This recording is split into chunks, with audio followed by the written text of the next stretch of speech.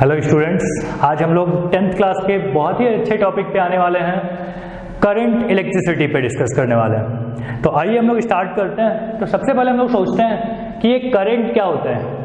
तो करंट क्या होता है? तो करंट होता है रेट ऑफ फ्लो, और इलेक्ट्रिसिटी का मतलब होता है इलेक्ट्रॉन। तो हम लोग यहाँ पे देखने वाले हैं कि rate of flow of electron के बारे में यहाँ पे पढ़ने वाले हैं। तो आइए हम लोग यहाँ पे डिफाइन करते हैं कि इलेक्ट्रिक करंट क्या होता है। तो इलेक्ट्रिक करंट को हम लोग इसी तरीके से डिफाइन करते हैं, rate of flow of electron through a given cross section area, given cross section area। तो रेट करंट का एक बेसिक डेफिनेशन हमारे पास यही है कि rate of flow of electron through a given cross section area of a conductor. तो इसको हम लोग कैसे बोलेंगे कि मान लीजिए हमारे पास ये एक कंडक्टर का टुकड़ा है जिसमें फ्री इलेक्ट्रॉन्स यहाँ पे हैं। फ्री इलेक्ट्रॉन हमारे पास यहाँ पे बहुत सारे हैं। अब अगर मैंने इसको किसी वोल्टेज से कनेक्ट नहीं किया, एक्सटर्नल फोर्स से मैंने कनेक्ट नहीं किया है, तो ये क्या होगा? ये इनका मोशन होगा, बट ये रैंडम मोशन होंगे, किधर भी होंगे, और इस तरीके से होंगे कि ये एक दूसरे को कैंसल कर पाए।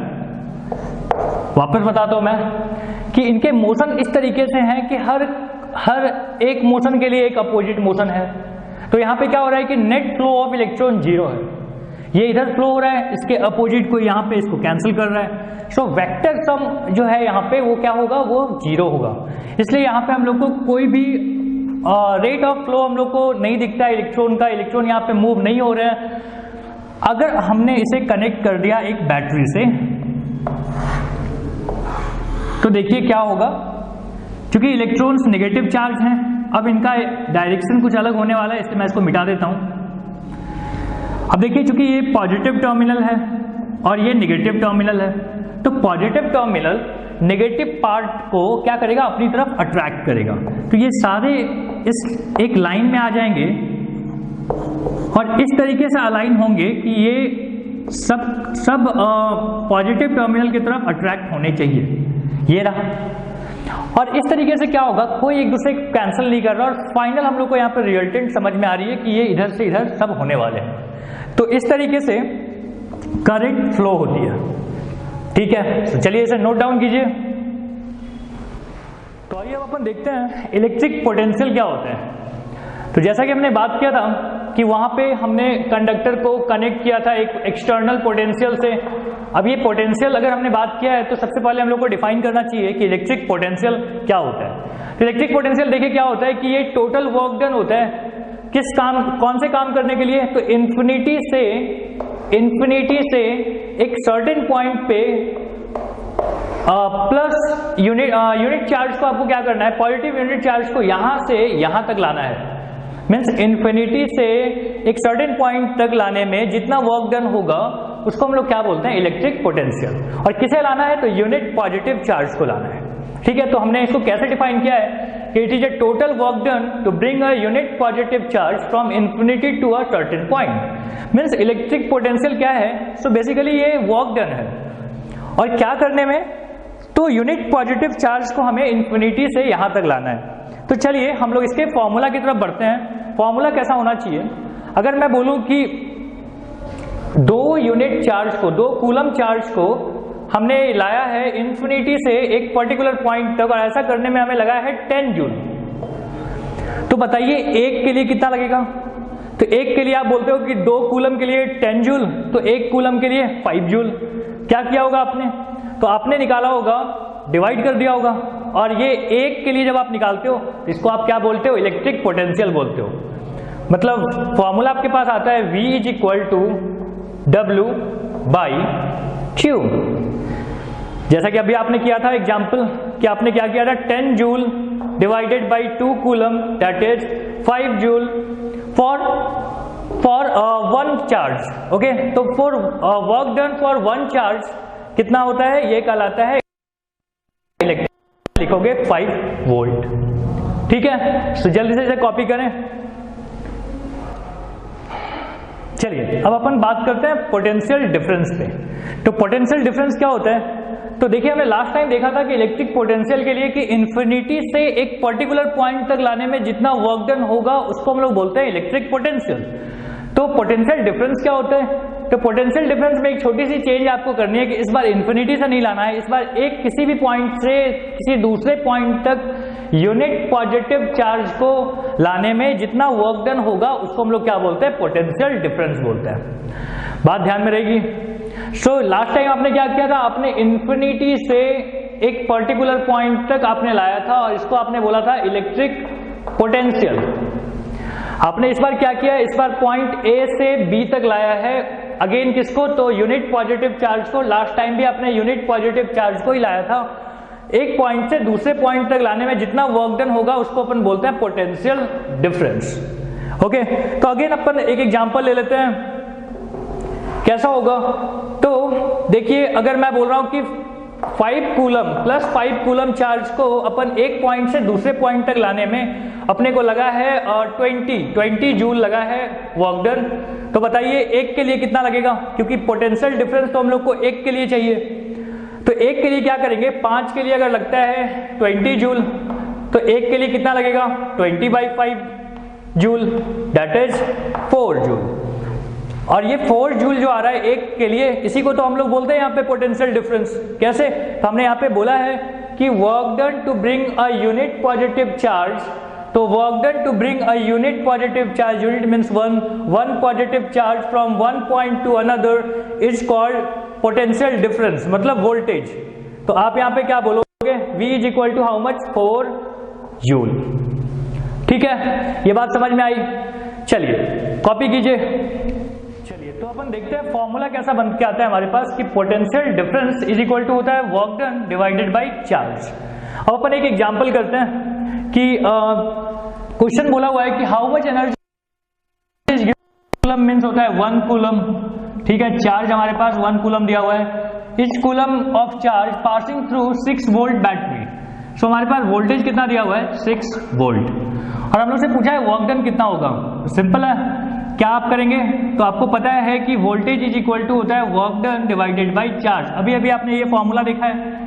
सो पोटेंशियल डिफरेंस की जगह पे मैं वोल्टेज लिख रहा हूँ कि उसको V से डिनोट करते हैं अपन। मैं यहाँ पे भी लिख देता हूँ V, वर्क डन को अपन W से यहाँ पे कर रहे हैं डिनोट, और चार्ज को अपन C से कर रहे हैं, या Q से आप कर सकते हो। चलो, तो वर्क डन हमें दिया हुआ है, वर्क डन हम लोग से पूछा है, V दिया हुआ है 6 वोल्ट और चार्ज दिया हुआ था 1। तो बताइए वर्क डन कितना होगा, 6 जूल होगा। एक सिंपल सा एग्जांपल हमने लिया है। चलिए जल्दी से इसे कॉपी कर लीजिए। आइए अपन डिफाइन करते हैं 1 वोल्ट क्या होता है। तो देखिए 1 वोल्ट क्या होता है, 1 वोल्ट कब होगा, जब आप बोलोगे कि 1 जूल काम हो और चार्ज होना चाहिए 1 कूलम। मतलब एक पॉइंट से दूसरे पॉइंट तक लाने में होना चाहिए एक पॉइंट से दूसरे पॉइंट तक एक यूनिट पॉजिटिव चार्ज को लाने में होना चाहिए 1 जूल वर्क, तब ये क्या कहलाएगा, 1 वोल्ट। ठीक है, तो अपन इसको डिफाइन कैसे करेंगे, तो अपन लिखेंगे कि the potential difference between 2 point is said to be 1 volt if 1 joule of work is done to bring a unit positive charge from 1 point to another. ठीक है, समझ में आ रही है ये बात। चलिए तो अपन एक एग्जांपल ले लेते हैं। एग्जांपल अपन इस तरीके से लेंगे कि देखिए यहाँ पे हमने अभी एक और एग्जांपल लेना है।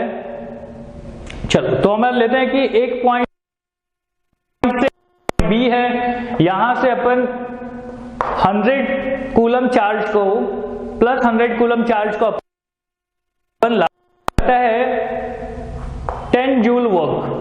तो बताइए यहाँ पे वोल्टेज कितना होगा ए और बी के बीच में। क्वेश्चन आपको समझ में आ रही है।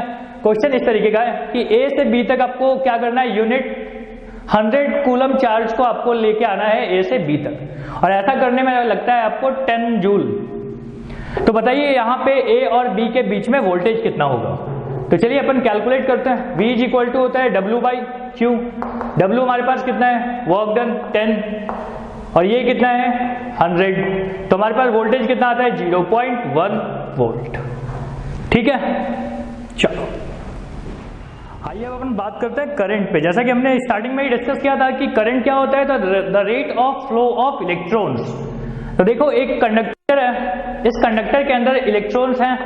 इलेक्ट्रॉन्स जिस रेट से ये फ्लो हो रहा है, मीन्स जितने इलेक्ट्रॉन्स इस एरिया से बाहर निकल रहा होगा कितने देर में, तो यूनिट टाइम में, 1 सेकेंड में जितना इलेक्ट्रॉन बाहर निकल रहा होगा वही कहलाता है इलेक्ट्रिक करंट।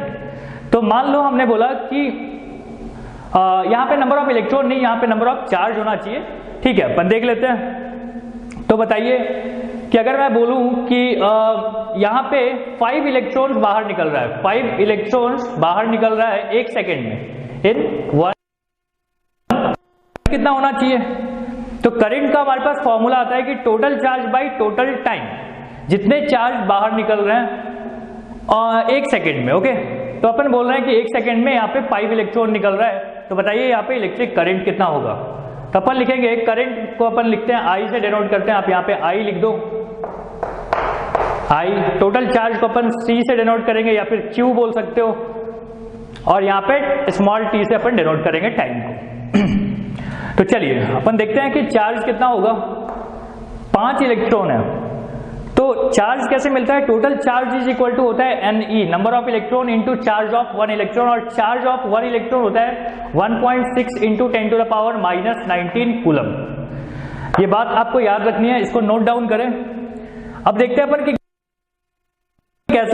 तो टोटल चार्ज कितना हो जाएगा, नंबर ऑफ चार्ज है 5, और आपके पास चार्ज ऑफ 1 इलेक्ट्रॉन कितना होता है 1.3 कूलम, डिवाइडेड बाय टाइम आपके पास है 1 सेकेंड। सो आपके पास करंट की वैल्यू आती है 16 5 जा 80 0 एंड 10⁻⁻19 एम्पियर। बहुत छोटा वैल्यू आएगा क्योंकि हमने बहुत छोटा सा यहाँ पे यूनिट लिया है। यहाँ पे छोटी सी बात ली है कि 5 ही इलेक्ट्रॉन बाहर निकल रहा है, प्रैक्टिकली ऐसा नहीं होता है। सो ये एक बेसिक सा एग्जाम्पल है करंट के बारे में, कॉपी कर ले इसे। चलिए अपन अब देखते हैं ओम्स लॉ। बहुत इंपॉर्टेंट है, इसको ध्यान से समझिएगा कि बोला हुआ है कि इन अ मेटेलिक कंडक्टर, सबसे पहली बात तो इसको अंडरलाइन कर दें कि in a metallic conductor the current flowing in a conductor is directly proportional to applied potential provided all the physical conditions. Physical condition मतलब area of cross section, material, length, bracket close कर दें, and temperature remain constant. तो देखिए ये पहले तो आपको यहां से समझ में आ गई कि ये केवल मेटेलिक कंडक्टर के लिए होता है, ओम्स लॉ एप्लीकेबल है केवल मेटेलिक कंडक्टर के लिए। और ये क्या बताता है कि ये बताता है कि करंट सर्किट में कितना करंट होगा, तो जितना करंट उतना ही होगा जितना जिस हिसाब से आप यहाँ पे पोटेंशियल अप्लाई करोगे, मतलब ये डायरेक्टली प्रोपोर्शनल है। करंट अगर आप करंट आपको कम मिलेगा अगर आप पोटेंशियल कम दोगे, ज्यादा करंट मिलेगा पोटेंशियल जब ज्यादा दोगे। प्रोपोर्शनलिटी के साइन को आप हटा दो तो एक कांस्टेंट ऐड करना होता है, ये कांस्टेंट है R, तो V इज इक्वल टू क्या हो जाएगा IR। इसका मतलब है कि अगर ये कांस्टेंट है तो V बाई I क्या होगा, ये हमेशा कांस्टेंट होता है, V बाई I हमेशा कांस्टेंट होता है जिसको अपन R बोलते हैं। ठीक है, ये है अपना ओम्स लॉ। अब देखिए ओम्स लॉ पे अपन एक VI ग्राफ भी बनाते हैं। ये VI ग्राफ कैसा होता है, तो अपन यहाँ पे V रख रहा हूं, यहाँ पे अपन I रख रहा हूं। अब देखिए क्या होगा, जैसे जैसे आप यहाँ पे वोल्टेज बढ़ाओगे वैसे वैसे करंट बढ़ेगा। लेकिन आपको दो बातों का ध्यान रखना है, एक तो कि फिजिकल कंडीशंस आपको नहीं बदलने हैं, टेम्परेचर सेम होना चाहिए। अगर टेम्परेचर सेम होगा तो ग्राफ ऐसा बनेगा। ये आपका आइडियल केस है, बट प्रैक्टिकल केस थोड़ा सा डिफरेंट हो जाता है। प्रैक्टिकल केस में क्या होता है कि जैसे ही आप करंट वहां पे देते हो तो ये क्या हो जाता है कि ये हीट होना स्टार्ट हो जाता है, और जैसे जैसे ये हीट होगा वैसे क्या होगा, रेजिस्टेंस बढ़ जाता है, और रेजिस्टेंस बढ़ने की वजह से क्या होता है, करंट आपको कम मिलने लगता है। कुछ देर तक तो ठीक होता है, फिर बाद में ये ऐसा हो जाता है। तो आप यहाँ पे V और I का ग्राफ हमने देखा है, और ये है प्रैक्टिकल। प्रैक्टिकल ग्राफ हमें ऐसा दिखता है। आपके exam of point of view से आइडियल केस की बात कीजिएगा, अगर उन्होंने प्रैक्टिकल की बात की है तो प्रैक्टिकल केस में आपको ऐसा दिखेगा। ओके, सो कॉपी करें इसको। आइए अपन कुछ बेसिक एग्जांपल्स ले लेते हैं इस पे, ओम्स लॉ पे। यहां पे हमने एक रेजिस्टेंस लिया है, इसको हमने बैटरी से कनेक्ट किया। बैटरी है हमारी 6 वोल्ट की, ये है 3 ओम, और हमसे पूछा गया है कि यहाँ पे करंट की वैल्यू क्या होगी। चलिए अपन सॉल्व करते हैं। हम लोगों को पता है कि V इज इक्वल टू होता है IR। V अपन ने लिया है, I अपन को नहीं पता, और यहाँ पे लेंगे 3। So I is equal to now how much, 6/3 that is 2। So I is equal to 2 ampere. और अपन एक एग्जाम्पल बेसिक सा ले लेते हैं। दूसरा अपन एक एग्जाम्पल ले रहे हैं कि देखो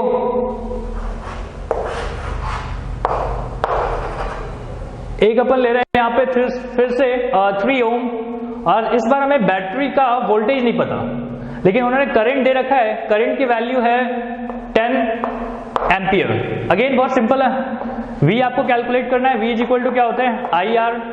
सो यहाँ पे क्या हो जाएगा, V आपको नहीं पता, I है 10, R है 3। So now answer is 30 volt. इस तरीके से दिया हुआ रहेगा। और अपन एक बेसिक से एग्जांपल और ले लेते हैं, थर्ड, कि देखो हाँ बोला है कि टोटल चार्ज, टोटल यहाँ पे 10⁶ इलेक्ट्रॉन एक गिवन क्रॉस सेक्शन एरिया से 2 सेकेंड में आ रहे हैं, इन 2 सेकेंड। ठीक है, क्वेश्चन ध्यान से समझना, मैं यहां पर लिख नहीं रहा हूं। क्या हो रहा है कि 10 सेकेंड में एक given cross section of wire से बाहर निकल रहे हैं। ठीक है, और उसका रेजिस्टेंस कितना है उस वायर का रेजिस्टेंस है 5 ओम। तो मुझे बताओ कि यहां पे कितना वोल्टेज अप्लाई किया गया था। क्वेश्चन एक बार वापस सुन लो। क्वेश्चन यहाँ पे है, करंट ना देके उन्होंने क्या दे दिया है, आपको एक क्लू दिया है। क्लू क्या है, बोलता है कि 10⁶ इलेक्ट्रॉन यहाँ पे 2 सेकेंड में बाहर निकल रहा है। मुझे बताओ क्या इस कंडीशन से अपन I फाइंड कर सकते हैं? हाँ, I का फॉर्मूला ही होता है कि क्या होता है, total charge divided by time. Total charge अपने पास कितना होता है, NE बाई टाइम। तो बताइए N कितना, 10⁶, और इलेक्ट्रॉन कितने हैं 1.6 इंटू 10⁻⁻19। एक इलेक्ट्रॉन की ये चार्ज है, और टोटल इलेक्ट्रॉन कितने थे आपके पास 10⁻⁶। टाइम कितना लगा है 2 सेकेंड।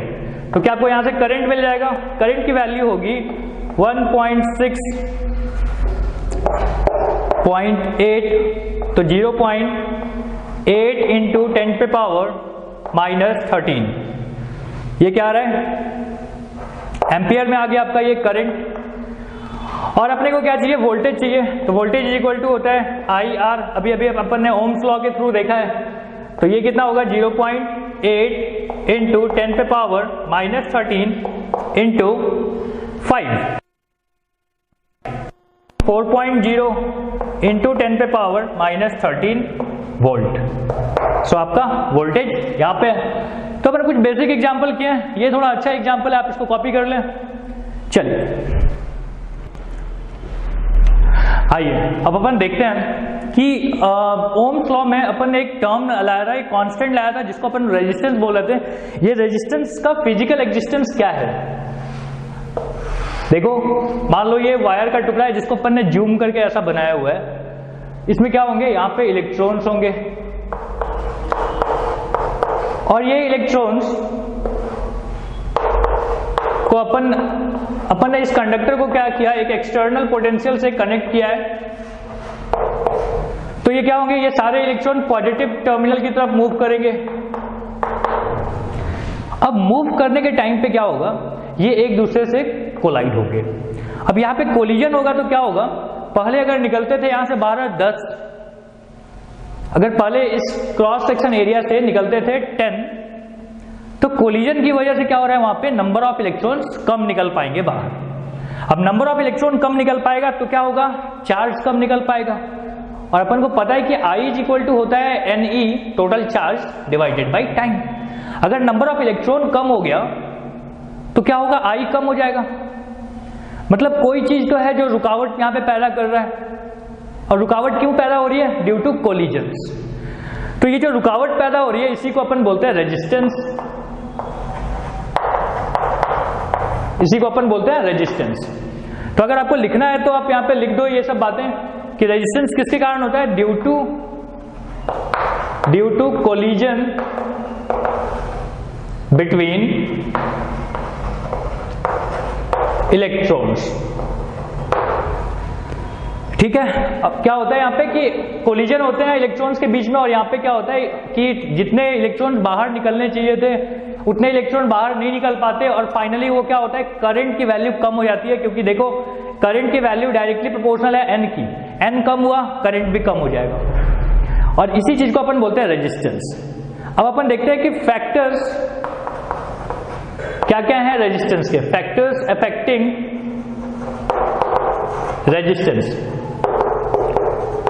ठीक है, अपन देख रहे हैं कि क्या क्या फैक्टर्स है जो कि रेजिस्टेंस को अफेक्ट करता है। तो सबसे पहला फैक्टर है लेंथ। जितना बड़ा वायर उतना ज्यादा रेजिस्टेंस। ठीक, या फिर अपन ऐसे भी सोच सकते हैं कि देख वायर क्या है, एक रोड है, और रोड पे जितना लंबा रोड रहेगा उतना ज्यादा कोलिजन होंगे, तो कोलिजन ज्यादा तो रेजिस्टेंस ज्यादा। मतलब अपन बोल सकते हैं कि रेजिस्टेंस डायरेक्टली प्रोपोर्शनल होता है किसके, लेंथ के, लेंथ ज्यादा रेजिस्टेंस ज्यादा। ठीक है, अब अपन आते हैं दूसरी बात पे कि दूसरा जो है वो है कि एरिया। ये कौन सा एरिया है, तो area cross section, cross section. Cross section क्या होता है कि अगर ये वायर है तो ये जो यहाँ पे फेस बनता है ना, इसको अपन बोलते हैं क्रॉस सेक्शन।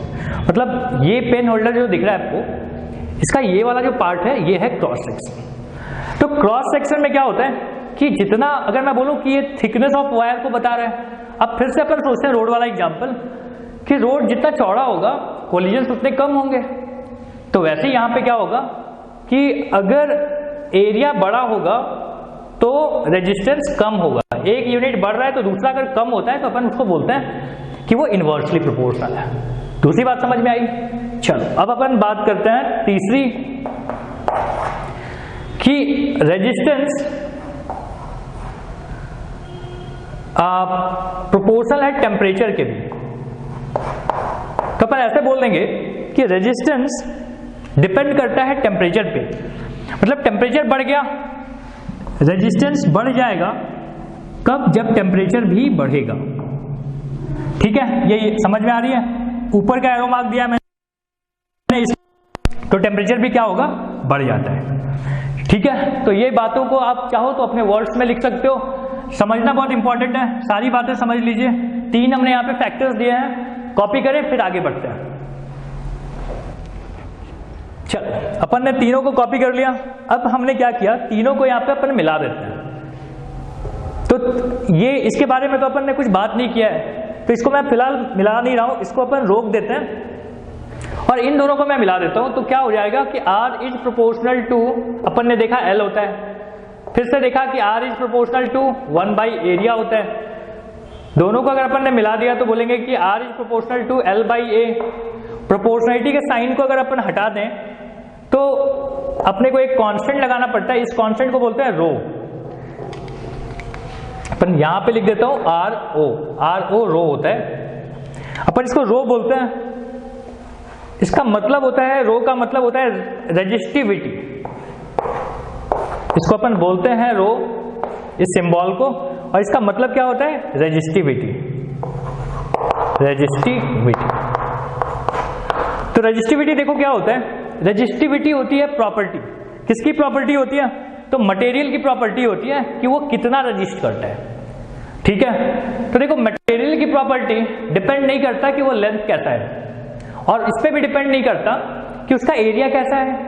बस और बस ये डिपेंड करता है, रेजिस्टिविटी किन दो बातों पर डिपेंड करती है वो भी मैं यहीं पे लिख देता हूं। रेजिस्टिविटी डिपेंड करती है मटेरियल पे,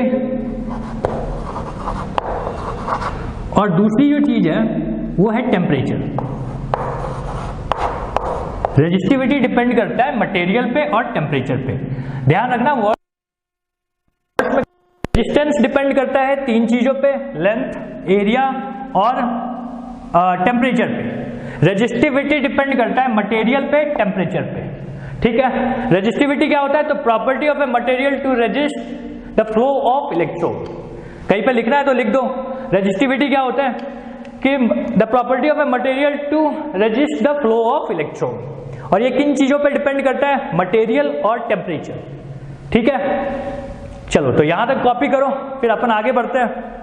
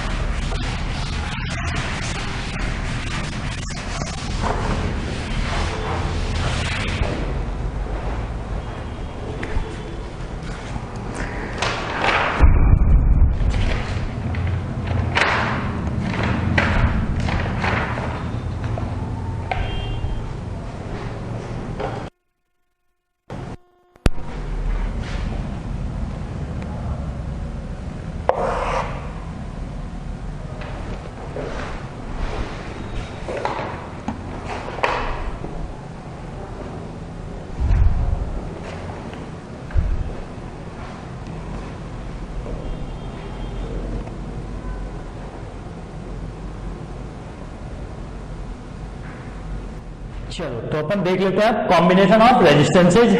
तो पहला है इसमें सीरीज रेजिस्टेंस। देखो ये सीरीज रेजिस्टेंस कैसा दिखता है, ये आपको सर्किट में दिखेगा इस तरीके से।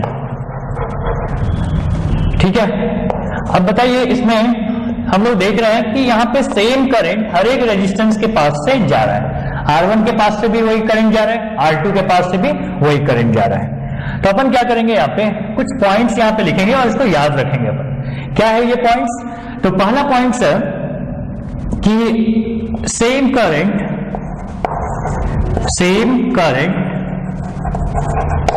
passes through all resistances। दूसरी चीज है कि यहां पे क्या होता है, जिस वोल्टेज से आप इसको कनेक्ट किए होते हो ना एक्सटर्नल सोर्स से, वही वोल्टेज यहाँ पे डिवाइड होकर मिलता है। कुछ पार्ट यहाँ पे V1 कहलाते हैं, कुछ पार्ट यहाँ पे V2 कहलाते हैं। तो अपन यहाँ पे क्या लिख देंगे कि voltage is divided among each resistance. Okay, ये बात अपने को ध्यान में रखनी है। और अपन देख लेते हैं यहाँ पे कि पैरेलल में क्या होते हैं। तो देखिए पैरेलल में क्या होगा, पैरेलल में होगा, इसको अपन देखते कैसा सर्किट को, सर्किट हमें ऐसा दिखता है R1 R2, तीसरा ले लेता हूं R3, और इसको अपन ने कनेक्ट कर दिया एक एक्सटर्नल सोर्स से, दैट इज V। अब देखो यहां पे क्या होगा, यहां पे ये वोल्टेज जो होगा सब जगह सेम वोल्टेज होंगे। जो वोल्टेज अपन एक्सटर्नल को देते हैं वही वोल्टेज यहां पे, वही वोल्टेज यहां पे, वही वोल्टेज यहां पे। और एक चीज होती है, क्या होती है वो, कि करंट, यहां से जो करंट जाता है वो डिवाइड हो जाता है इस बार। तो यहां से करंट जाएगा I1, ये करंट होगा I2, और यहां से जाएगा I3। यहां तक बात समझ में आ रही है? अब देखो अपन क्या करते हैं, यहां पे भी वो सब बातें लिख देता हूं कि यहां पे क्या हो रहा है, current is divided among all resistances. और यहां पे क्या होता है कि voltage is same for all resistance. ठीक है, तो अपन इसको डिराइव कर लेते हैं कि सीरीज में अपन कैसे, फॉर्मूला इसका क्या होना चाहिए कि अगर रेजिस्टेंसेज सीरीज में है तो क्या होगा। ठीक है, चलो अपन देखते हैं कि सीरीज में क्या होता है। तो हमने यहाँ पे देखा है कि बताओ यहाँ पे डिवाइड क्या होता है, तो यहाँ पे डिवाइड होता है वोल्टेज, मतलब टोटल वोल्टेज जो आप दोगे वो चला जाएगा एक V1 और एक हो जाएगा V2। कहां से V1 कहां से V2, R1 के थ्रू V1 और R2 के थ्रू V2। तो चलो अपन देखते हैं कि V इक्वल टू क्या होता है I और R, और ये कौन सा सीरीज वाला कॉम्बिनेशन का है। यहां पे क्या हो जाएगा, क्योंकि करंट हर जगह सेम है तो मैं उसको सेम नेम लिख रहा हूं IR1 प्लस IR2। अपन यहां से I कॉमन ले लेते हैं, IR1 plus R2, I cancel. सो हमारे पास यहां पे एक फॉर्मूला आता है कि R1 प्लस R2, जो कि क्या बताता है, सीरीज के कॉम्बिनेशन के लिए बताता है। अब अपन आते हैं पैरेलल के लिए। तो देखिए पैरेलल में क्या होता है, करंट डिवाइड हुआ था तो अपन लिखेंगे कि I1 plus I2 plus I3।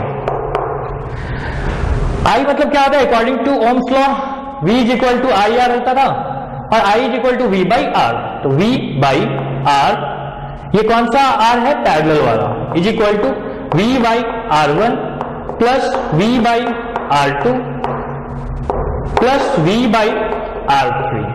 V यहां से कॉमन ले लीजिए, कट कर लीजिए, अपने को यहां पे मिल जाएगा RP is equal to 1 by R1, 1 by R2 and 1 by R3। ये जो हमें मिल रहा है फॉर्मूला, ये किसके लिए है, ये है अपना पैरेलल के लिए। एक और चीज देख लो यहां पे कि अगर दो रेजिस्टेंसेस रहेंगे तो अपन इतना कुछ नहीं करने वाले, अपन क्या करने वाले, ये है R1 और ये है R2। तो डायरेक्ट यहां पे हम बोल सकते हैं कि RP इज इक्वल टू क्या होता है, RP इज इक्वल टू होता है R1 R2 divided by R1 plus R2। इसी को सॉल्व करने के बाद ऐसा आता है। सो इस रिजल्ट को भी अपन याद रखते हैं, इससे फास्ट थोड़ा कैलकुलेशन हो जाएगा।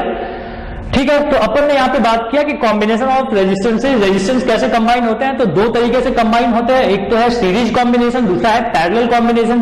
सीरीज कॉम्बिनेशन में कुछ इंपॉर्टेंट बातें हैं जो मैंने यहाँ पे लिख रखा है कि same current Passage through all the resistance. दूसरी बात है कि voltage is divided among the each resistances. यहाँ पे देखो अपन ने क्या बात किया कि current is divided among all the resistances end voltage is same for all the resistance. ये कंप्लीट इसके डेरिवेशंस हैं, इसको कॉपी करो, फिर अपन आगे देखते हैं। चलो अब अपन एक एग्जांपल लेते हैं जिसके छोटे छोटे पार्ट्स में अपन सॉल्व करेंगे। तो सबसे पहले बताना है कि A और B के बीच में कितना रेजिस्टेंस होगा, और हर एक रेजिस्टेंस की जो वैल्यू है वो है 2 ओम। करें अपन सॉल्व। तो AB के बीच में अगर आप देखो तो सारे रेजिस्टेंस जो है वो पैरेलल सीरीज में लगे हुए हैं, क्योंकि सब जगह पे सेम करंट जाएगा। करंट की वैल्यू क्या होगी वो अपने को अभी नहीं पता, बट ये पता है कि पूरा सब के पास सेम करंट जाएगा, ये सीरीज में है। अगर ये सीरीज में है तो क्या होगा, सबको ऐड कर लो, टोटल कितना हो जाएगा 246 ओम। तो R रेजिस्टेंस कितना होगा AB के बीच में 6 ओम। दूसरा अपन ने पूछा है कि CD के बीच में रेजिस्टेंस कितना होगा। तो देखो इस बार तीनों जो है वो कैसे हैं, वो तीनों क्या है, पैरेलल में है। तो अपने को पता है कि 1 by R is equal to क्या होता है, 1 by R1 plus 1 by R2 plus 1 by R3, यही होता है। अगर अपन इसको कैलकुलेट करें तो कितना आएगा, 1 by 2 plus 1 by 2 plus 1 by 2, ये आएगा 2 और ये आएगा 3। 1 by R is equal to कितना आ रहा है, इतना आ रहा है। So R is equal to now 3 by 2 that is 1.5 ohm. यहां तक तो समझ में आ गई बात। अब तीसरा जो अपन पार्ट देख रहे हैं वो देख रहे हैं अपन कि करंट यहां से निकलेगा कितना, ये I की वैल्यू क्या होगी ये बताओ। तो अपन देखते हैं कि I कैसे निकलता है। तो R टोटल बताओ कितना होगा, पूरे सर्किट का रेजिस्टेंस कितना होगा, AB पार्ट में जितने थे और CD पार्ट में जितना था, और ये AB पार्ट और CD पार्ट दोनों आपस में क्या है, पैरेलल में है। तो AB का तो अपने हमने निकाल रखा है, कितना है वो, तो R टोटल कैसे निकालेंगे अपन, 6 पैरेलल में किसके साथ होगा, 1.5 के साथ। चलो अपन कैलकुलेट करते हैं, is equal to 1/6 plus 1/1.5। Decimal हटा लो, 5 2 जा 5 3 जा सो नाउ ये हो जाएगा 1 + 4/6 और ये होता है 5/6। ये किसकी वैल्यू है? 1/RT की वैल्यू है। RT कितना हो जाएगा? टोटल रेजिस्टेंस हो जाएगा 6/5 दैट इज 1.2 ओम। ये अपन ने निकाल लिया RT। अब अपने को करंट चाहिए, तो करंट कैसे मिलेगा? करंट इज इक्वल टू होता है कि एक सर्किट में पूरा वोल्टेज कितना है? 27। टोटल रेजिस्टेंस कितना है? 1.2। तो यहाँ पे R लिखना है अपने को, ये आप लिख रहे हो 27 और R कितना लिख रहे हो? 1.2। तो चलो इसे कैलकुलेट करते हैं। आप कैलकुलेट कर लो, जो भी इसकी वैल्यू आएगी ये एम्पियर में आएगा। तो इस तरीके से अपन सॉल्व करते हैं प्रॉब्लम। कुछ और क्वेश्चंस लेंगे अपन, प्रैक्टिस करेंगे, कुछ आप बुक से प्रैक्टिस करो तो ये क्लियर हो जाएगा। ओके, कॉपी करो। चलो अब अपन 2 क्वेश्चन यहाँ पे सॉल्व करने वाले हैं। तो पहला क्वेश्चन क्या बोला है कि एक सर्किट दिया है जिसमें कि यहाँ पे 4 है, यहाँ पे 3 है, यहाँ पे 6 है और यहाँ पे 12 वोल्ट की बैटरी दे रखा है उन्होंने। हमें कैलकुलेट करना है total resistance, current through the circuit and तीसरा है कि 4 ओम में कितना वोल्टेज आएगा। स्टार्ट करते हैं अपन। रेजिस्टेंस कैसे करना है आपको? तो 3 और 6 क्या है? पैरेलल में है। पैरेलल में निकालने का आपके पास एक और तरीका आता है कि ऊपर में आप मल्टीप्लाई कर लो और नीचे दोनों को ऐड कर दो, भी कर सकते हो। ये थोड़ा शॉर्टकट है। शॉर्टकट क्या है कि 2 अगर रेजिस्टेंस पैरेलल में तो आप क्या करो, उसको R1 × R2 कर दो डिवाइडेड बाई R1 + R2 कर दो, तो आपको डायरेक्ट यहां से मिल जाएगा। तो ये होता है 18 और ये हो गया 9, तो ये आता है 2 ओम। यहां पे आ गया में क्या है, तो R टोटल कितना हो जाएगा? R टोटल हो जाएगा ये यहाँ का पूरा 2 ओम प्लस 4 कितना आया? 4 + 2, दोनों सीरीज में थे इसलिए मैं ऐड कर रहा हूँ, सिंपल एडिशन, दैट इज 6 ओम। पहला पार्ट ओवर। तो ये आ गया फर्स्ट का आंसर। अब आते हैं सेकेंड पार्ट पे। सेकेंड बोला है कि करंट थ्रू द सर्किट, तो सर्किट से कितना करंट जाएगा वो आपको यहाँ पे कैलकुलेट करना है कि बैटरी से करंट कितना निकलेगा। तो देखो सर्किट में टोटल रेजिस्टेंस कितना है? 6 का है और वोल्टेज कितना दिया हुआ है? 12 वोल्ट। तो हम लोग को करंट कैसे मिलेगा? I = होता है V/R ओम्स लॉ के अकॉर्डिंग। V कितना है? 12 और R कितना है? 6, तो ये होता है 2 और चूंकि अपन I निकाल रहे हैं, I होता है एम्पियर में, सो आंसर इज 2 एम्पियर। चलो तीसरा पार्ट अपन फाइंड करते हैं कि पोटेंशियल अक्रॉस 4 ओम कितना होगा। तो बताओ 4 ओम के पास करंट कितना जा रहा है? करंट जा रहा है 2 एम्पियर। तो हम लोग को पता है कि V = कितना होगा? I और उसका खुद का R, तो I कितना जा रहा है? वहां पे 2 जा रहा है और उसका खुद का रेजिस्टेंस कितना है? 4 है, तो ये कितना होगा? 4 × 2 = 8 वोल्ट। ये आपको यहाँ पे वोल्टेज की वैल्यू मिल गई। अब अपन आते हैं दूसरे क्वेश्चन पे कि ये क्या पूछता है। तो देखिए इसमें क्या है दिया हुआ कि यहाँ पे 10 है, यहाँ पे 40 है, 30, 20, 60, 12 वोल्ट की बैटरी है। कैलकुलेट करनी है आपको 2 बातें कि टोटल रेजिस्टेंस कितना है और टोटल करंट कितना यहाँ से फ्लो होगा, ये आपको फाइंड करना है। तो चलो फिर से अपन करते हैं कि ये दोनों आपस में क्या है? ये दोनों आपस में पैरेलल में है और 2 है, तो अपन वो शॉर्टकट वाला फॉर्मूला यूज करते हैं कि पैरेलल में है तो कितना करेंगे, तो ऊपर में मल्टीप्लाई कर लो और नीचे में दोनों को ऐड कर दो। 0 0 कैंसिल, 5 × 2 = 10, आंसर इज 8 ओम। ये R1 है सपोज, ये यहां से यहां तक पूरे को अपन R1 बोल रहा हूं और ये इसको बोलूंगा मैं R2। तो बताइए R2 अपन कैसे कैलकुलेट करें? 3 चीजें हैं। 3 चीजों के लिए एक काम करता हूं, पहले मैं 2 को फाइंड कर लेता हूं, 30 और 60 को फाइंड कर लेता हूं। 30 × 60 डिवाइडेड बाई दोनों का एडिशन 90 होता है, ये हो गया 3 और ये हो गया 20। अभी R2 अपन फाइंड नहीं कर रहे, बस एक R फाइंड कर रहे हैं इन दोनों के लिए। बचा कौन? 20। तो एक बार 20 यहाँ पे आया है। अभी R2 टोटल कैलकुलेट कर लेते हैं, फिर से आपके पास 20 और ये दोनों मिला के कितना आया था? 20 आया था। तो 20 × 20 डिवाइडेड बाई 40, 10, तो ये कितना आ रहा है? 10 ओम। आप चाहो तो पुराने तरीके से कर सकते हो, 1/30 + 1/20 + 1/60, उसमें भी 10 ही आएगा, करके देखना। तो आपके पास यहाँ पे क्या मिल रहा है? R1 पता चल गया, R2 पता चल गया और R1 और R2 आपस में कैसे कनेक्टेड है? सीरीज में कनेक्टेड है। तो यहाँ पे टोटल रेजिस्टेंस कितना आएगा आपका? 10 प्लस ये R1 कितना आया था? 8 आया था, तो ये हो गया 18 ओम। दूसरी बात क्या उन्होंने फाइंड करने के लिए बोला, ये फर्स्ट पार्ट हो गया ना। सेकेंड पार्ट पे अपन आ रहे हैं।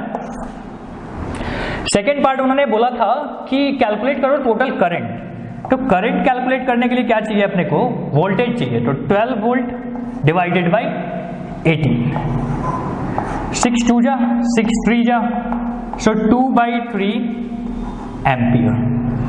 ठीक है, इस तरीके से अपन प्रॉब्लम सॉल्व करेंगे। चलो ठीक है, नोट डाउन करें। अब अपन देखते हैं इलेक्ट्रिक पावर। इलेक्ट्रिक पावर क्या होता है, तो देखो पावर का बेसिक डेफिनेशन अपने को समझ में आती है कि क्या होता है कि rate of doing work is called power. किस रेट से वो वर्क डन हो रहा है, मतलब कितने टाइम में वो वर्क डन हो रहा है, उसको अपन बोलते हैं पावर। तो पावर को अपन दूसरे तरीके से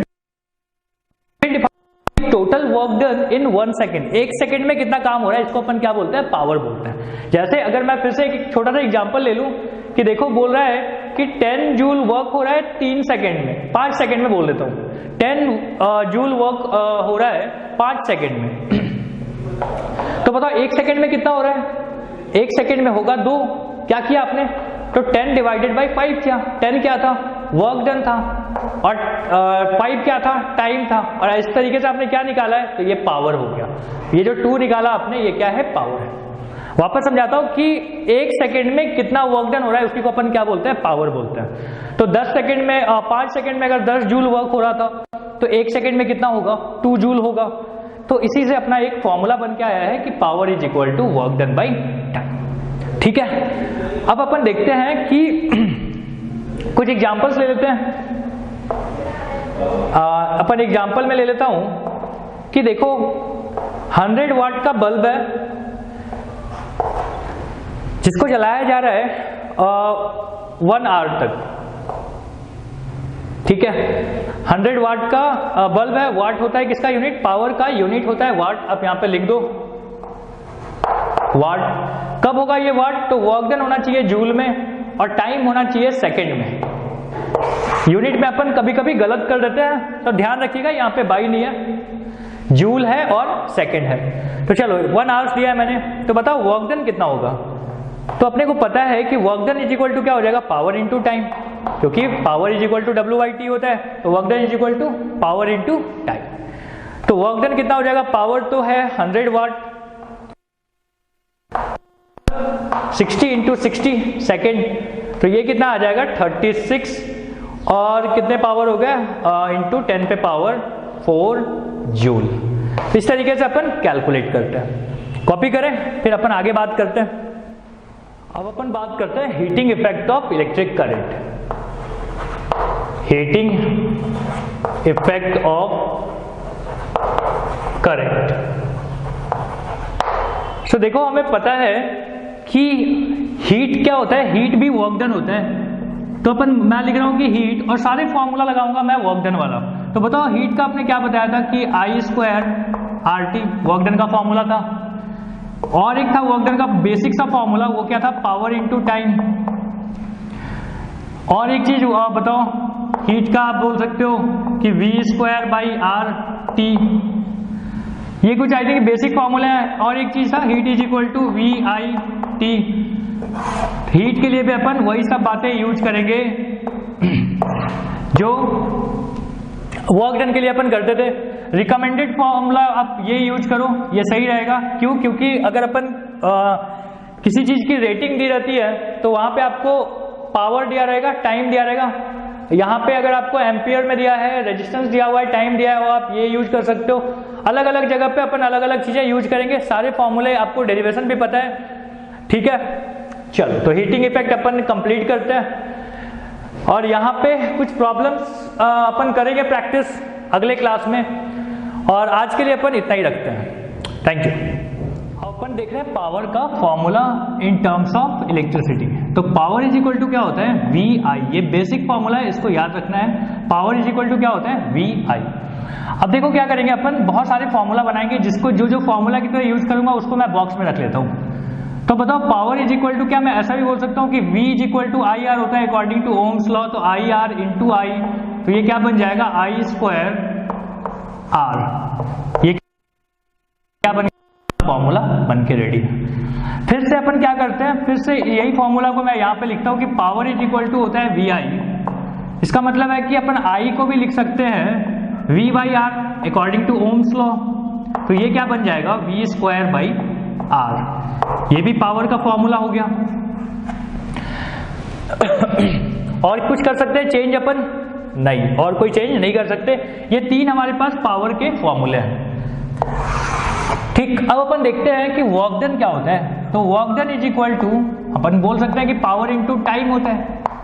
और पावर का फॉर्मूला हमने 2-3 बना रखा है, तो वहां पे पुट करता हूं और यहाँ पे एक नया नया रिजल्ट बताता हूं आपको कि work done is equal to VIT।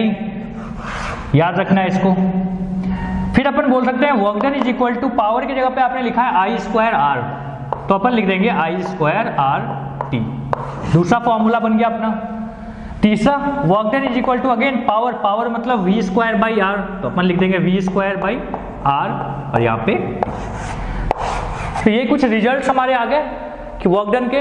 आपको बेसिक फॉर्मूला तो याद ही रखना है कि बेसिक फॉर्मूला क्या है, पावर इनटू टाइम। ये किसका आ गया, वर्क डन का। वर्क डन का यूनिट क्या होगा, वर्क डन का यूनिट होता है जूल में। पावर का यूनिट क्या होता है, वाट में होता है। जूल में भी होता है, और दूसरा एक यूनिट है वो है वाट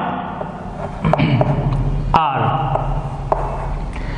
और एक चीज होता है किलोवाट आर। ठीक है, किलोवाट आर। तो और अगर वाट सेकंड रहा तो अपन उसको बोल देते हैं जूल। ठीक है, वाट सेकंड रहा तो अपन इसको बोल देते हैं जूल। वाट आर रहा तो अपन वाट आर लिख देंगे। किलो वाट आर ये बड़ा इंपॉर्टेंट है, ये कमर्शियल यूनिट होता है। कमर्शियल यूनिट होता है, आपके घरों में जो बिल आती है वो आती है किलोवाट आवर में। ओके, इसको अपन यूनिट भी बोलते हैं, इसको सिंपली अपन यूनिट भी बोलते हैं। यूनिट का मतलब हो गया कि कमर्शियल यूनिट। ओके, और कमर्शियल यूनिट का मतलब है किलोवाट आवर। तो आपको ध्यान रखना है, अगर आपको kWh में फाइंड करना है तो वाट चाहिए आपको किलो में और टाइम चाहिए आपको आवर्स में। ठीक है, तो ये अपना हो गया वर्क डन। जल्दी से इसे नोट करें, फिर अपन क्वेश्चंस करते हैं। अब अपन बात करते हैं heating effect of electric current. Heating effect of current. तो देखो, हमें पता है कि हीट क्या होता है, हीट भी वर्क डन होता है। तो अपन, मैं लिख रहा हूं कि हीट, और सारे फॉर्मूला लगाऊंगा मैं वर्क डन वाला। तो बताओ हीट का आपने क्या बताया था कि I²RT वर्क डन का फॉर्मूला था। और एक था वर्क डन का बेसिक सा फॉर्मूला, वो क्या था, पावर इनटू टाइम।